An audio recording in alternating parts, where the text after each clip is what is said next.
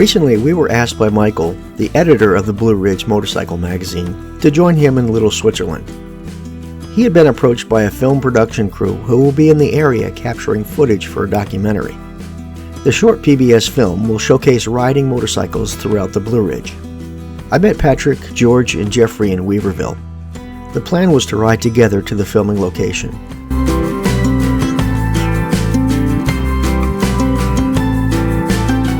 Along the way, we would warm up by carving our way through the Devil's Whip.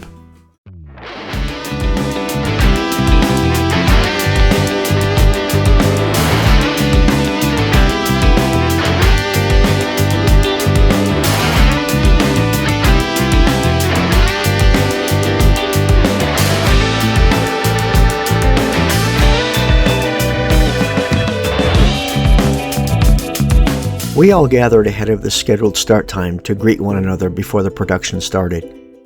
Several riders from all over the area showed up on many styles of bikes. I thought this was fantastic, knowing that the documentary would include bikes of all shapes and sizes. We met the film crew and were asked to line our bikes up for the first few shots. Majestic mountains in the backdrop.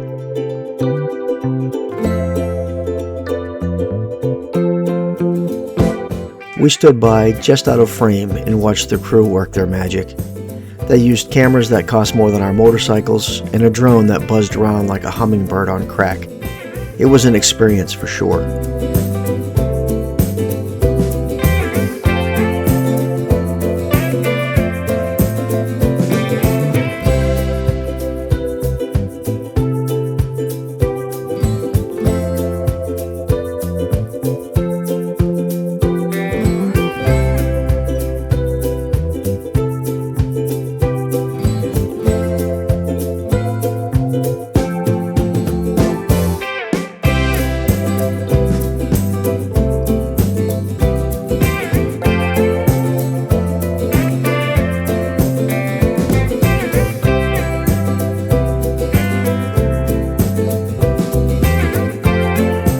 After the initial filming was completed, we geared up and threw a leg over our bikes.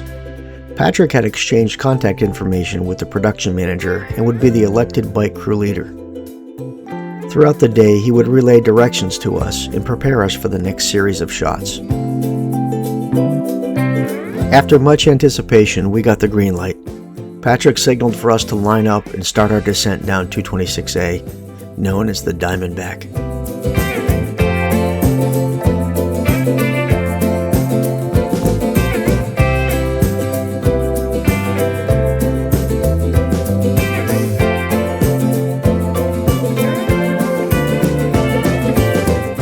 The first time we saw the film crew, they were pulled off on a narrow shoulder just past one of the tighter switchbacks along the route.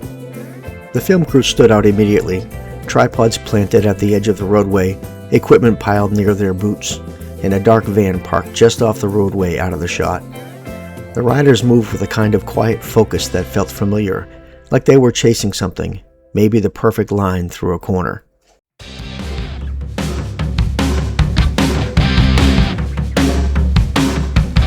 We repeated carving along the Diamondback and continued this all afternoon. Engines echoing through the trees, the rhythm of the lean and throttle settling into something almost instinctive. At first, Patrick led the group, and I rode somewhere in the middle of the pack. I watched the way the bikes flowed through the turns like water finding its path downhill. It was a road we knew well, but one that never felt the same twice.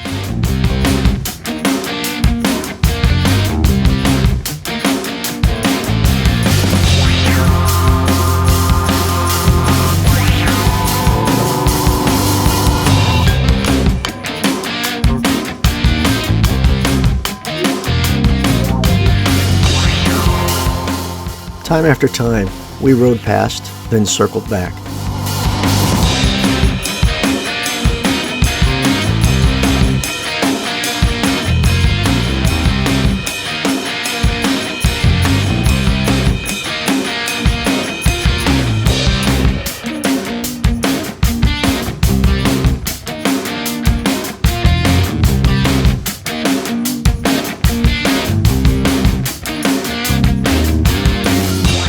It didn't take long before we were parked in a gravel pull-off, helmets off, engines ticking as they cooled in the mountain air.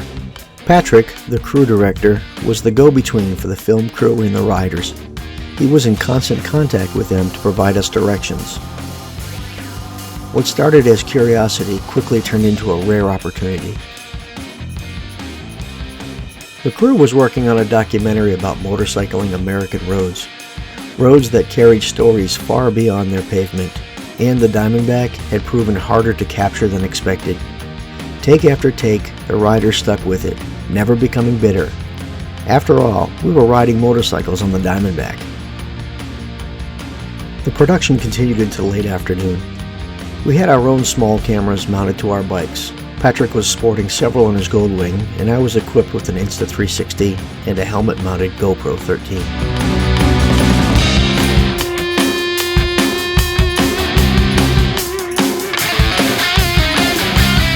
The crew needed authenticity, riders who understood not just how to navigate the road, but how to feel it. What that meant in practice was repetition, a lot of it. We were all up to the challenge. We rode the same sections again and again, sometimes from opposite directions, sometimes staggered, sometimes tight together. A take in a corner that felt perfect one pass would be run again for insurance. A clean line through a switchback might be repeated because the camera angle missed the way the bike settled on exit. Timing had to match, spacing had to feel natural, and the movement had to look effortless. Even when it took multiple attempts to get there, we didn't care. We just loved the ride in this rare opportunity.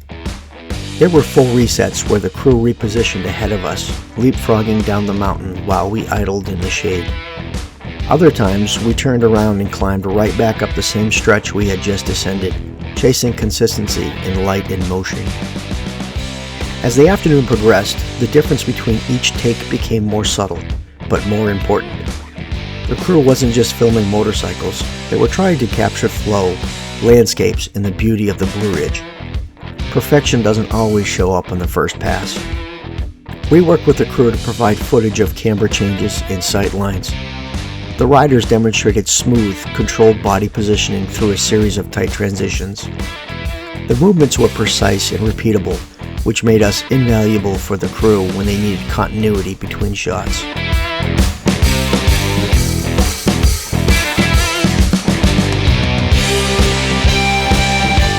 At one point, Patrick called me over and said, "You're up." I took on the lead position in a few sequences, pacing the group and helping maintain spacing between so the footage felt natural rather than staged. We all had the opportunity to lead the takes, and Patrick made sure of it.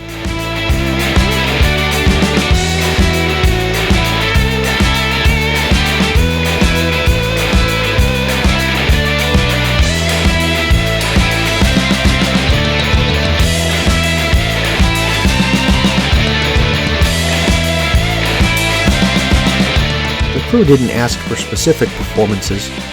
They understood that the road itself dictated everything. They stepped back and let us ride naturally, while still repeating sections to refine the footage. The results changed. Each additional run wasn't about correction anymore, it was about refinement. Smoother inputs, cleaner exits, better synchronization between riders and the camera. As the day wore on, the Diamondback revealed itself slowly, and the crew adapted, learning not just where to stand, but when to wait for the right moment and angle of the shot. As the afternoon wore on, the sun began its descent. The light turned soft and golden, filtering through the trees in long, angled beams.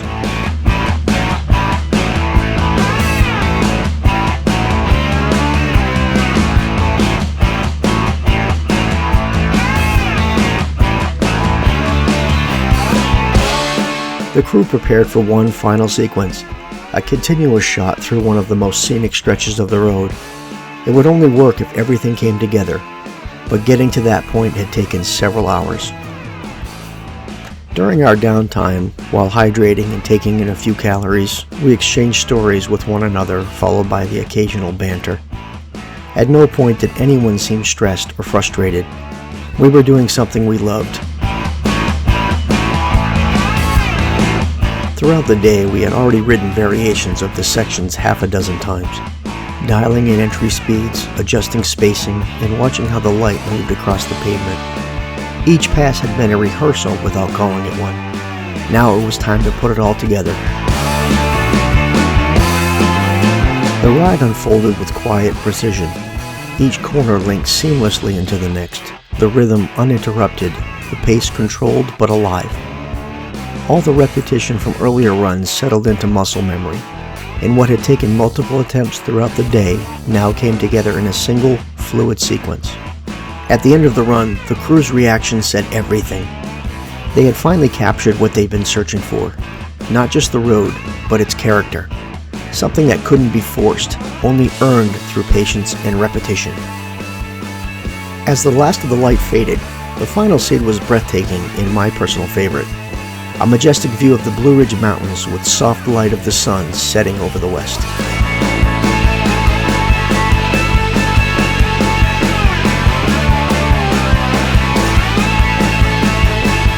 We all gathered one last time in the staging area at the inn. Finally, after several hours, the film crew was carrying with them a piece of the Diamondback shaped by countless takes, resets, and miles ridden in pursuit of a few perfect minutes on screen.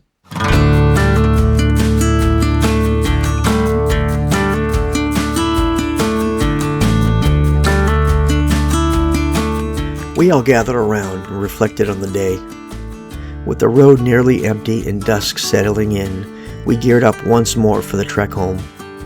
Engines came back to life, echoing in the quiet mountains. There were no cameras now, no resets, no need for another take, just the road as it has always been. Some roads don't need to be explained or documented. North Carolina Highway 226A, the Diamondback, is one of them. It simply needs to be ridden. Thanks for watching. Take care and be safe. I will see you out there in America on two wheels.